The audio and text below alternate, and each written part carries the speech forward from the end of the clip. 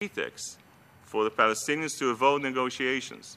The primary obstacle to peace is the Arab world's refusal to acknowledge the Jewish people's ancient connection to the land of Israel and the Palestinians' insistence on the so-called right of return.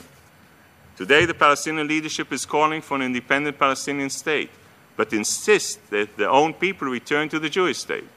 It's a proposition that no one who believes in the right of Israel to exist could accept, because the only equation in political science with mathematical certainty is that the so-called right of return equals the destruction of the state of Israel. The idea that Israel will be flooded with millions of Palestinians is a non-starter.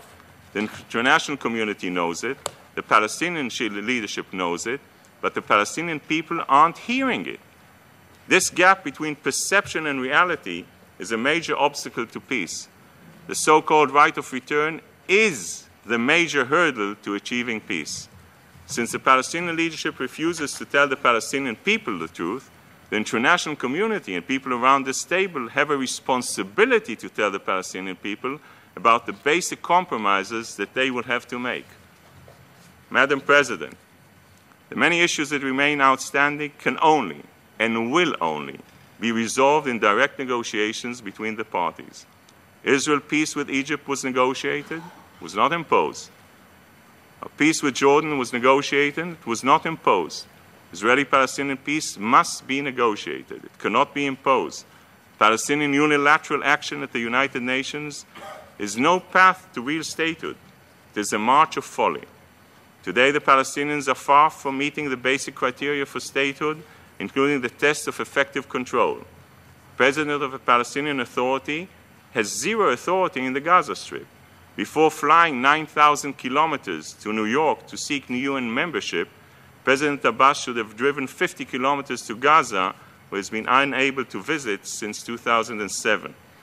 In the same breath that they claim that their state will be peace-loving, Palestinian leaders speak of their unity with Hamas, an internationally recognized terrorist organization.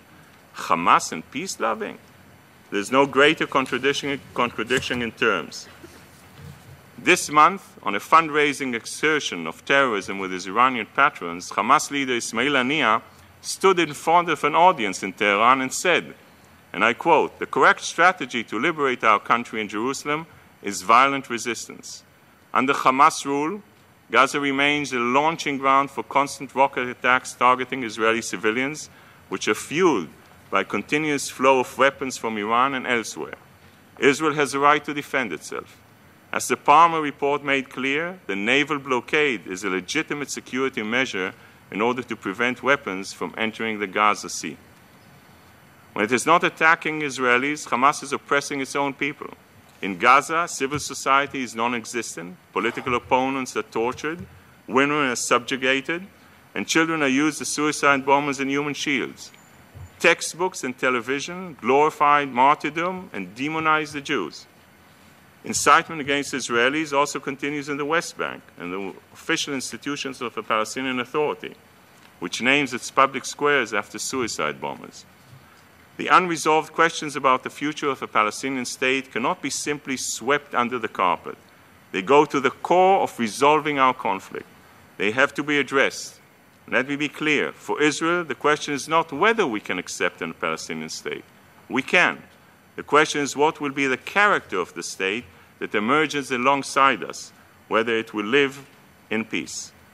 Madam President, Palestinian unilateral action to the UN breaches the Oslo Accords, the interim agreements, the Paris Protocol, and other bilateral agreements that form the basis of 40 spheres of Israeli-Palestinian cooperation, all of which could be jeopardized by a unilateral action at the UN. This unilateral initiative will raise expectations that cannot be met. It is a recipe for instability and potentially violence. Members of the international community should be clear about their responsibility. You vote for it, you own it. All those who vote for unilateral action and recognition will be responsible for its consequences. At this critical juncture, the Palestinians' true friends will encourage them to put aside the false idol of unilateralism and get back to the hard work of direct negotiations. Speaking of friends, The many so-called Arab champions of Palestinians' cause have a responsibility to play a constructive role. Constructive support from the Arab world is vital for building the civic and economic structures necessary for real Palestinian statehood and peace. Instead of simply adding to the cause of state bashing, the Palestinians' true supporters will help advance state building. Arab donors provide just 20% of the international funds for the Palestinian Authority's regular budget last year. Let me put this in perspective. Last year, Arab donations to the regular PA budget accounted for a little more than half of what Saudi Prince Al-Walid bin Talal spent on his newest personal luxury jet.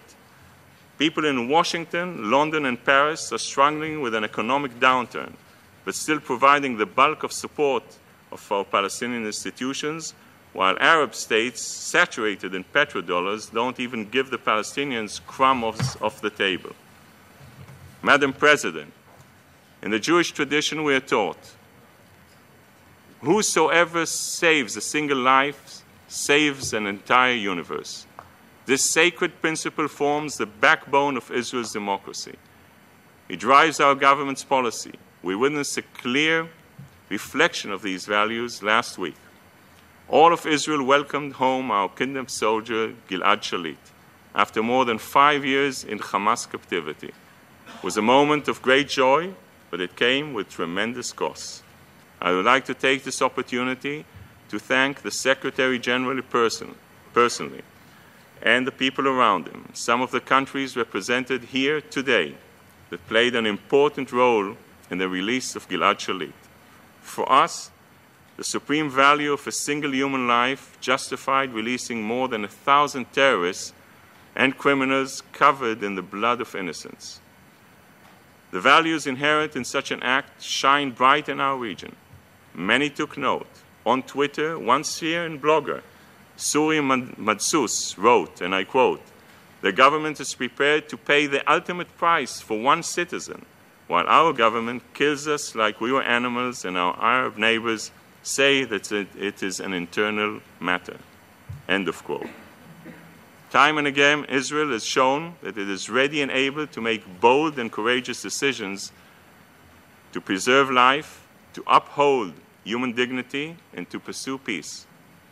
Madam President, sustainable peace must be negotiated, must be nurtured, must be anchored in security, must take root in homes, schools, and media that teach tolerance and understanding so it can grow in the hearts and minds. It must be built on a foundation of a younger generation that understands the compromises necessary for peace. A brighter future for the Middle East must be forged from within when we are open and honest about the challenges before us and resolute in our determination to meet them together. Thank you. I thank the representative of Israel for his statement. I wish to remind all speakers to limit their statements to no more than 4 minutes in order to enable the Council to carry out its work expeditiously. Delegations with lengthy statements are kindly requested to circulate the text in writing and to deliver a condensed version when speaking in the chamber.